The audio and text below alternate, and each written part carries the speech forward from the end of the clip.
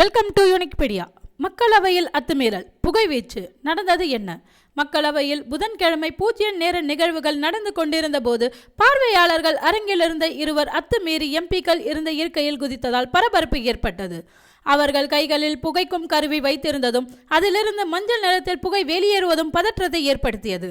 உடனடியாக அந்த இருவரும் பிடிக்கப்பட்டு காவல்துறையினரிடம் ஒப்படைக்கப்பட்டனர். நாடாளுமன்ற மக்களவையில் அத்துமீறிய அந்த நபர்களை பிடிக்க எம்பிக்களும் உதவினர். அவர்கள் இருவரையும் அவை பாதுகாவலர்கள் மடக்கி பிடித்து போலீசாருக்கு ஒப்படைத்தனர். இதற்கிடையே நாடாளுமன்றத்திற்கு வெளியேயும் பெண் ஒருவர் கோஷம் எழுப்பியபடி போலீசார் அழைத்து செல்லப்படும் காட்சிகள் வெளியாகியிருந்தது. இந்த பின்னணியில் நாடாளுமன்ற வளாகத்தில் காவல்துறையினர், உளவுத்துறையினர், பாதுகாப்பு படையினர் தீவிர சோதனையில் ஈடுபட்டனர். கடந்த 2001ஆம் ஆண்டு இதே டிசம்பர் 13ஆம் நாளில் நாடாளுமன்ற வளாகத்திற்குள் நுழைந்த 5 பயங்கரவாதிகள் அங்கு பாதுகாப்பு பணியில் இருந்தவர்களுக்கு எதிராக துப்பாக்கி சூடு நடத்தினர்.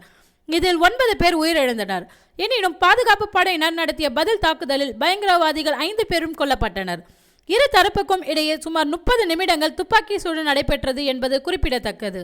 மக்களவையில் இருவர் அத்துமீறி நடந்து கொண்ட சம்பவம் குறித்து மக்களவையில் பேசிய சபாநாயகர் ஓம் பிர்லா, பூஜ்ய நேரத்தில் நடந்த சம்பவம் குறித்து தீவிர விசாரணை நடத்தப்பட்டு வருகிறது. டெல்லி போலீசாருக்கு முக்கிய அறிவுறுத்தல்கள் வழங்கப்பட்டுள்ளன.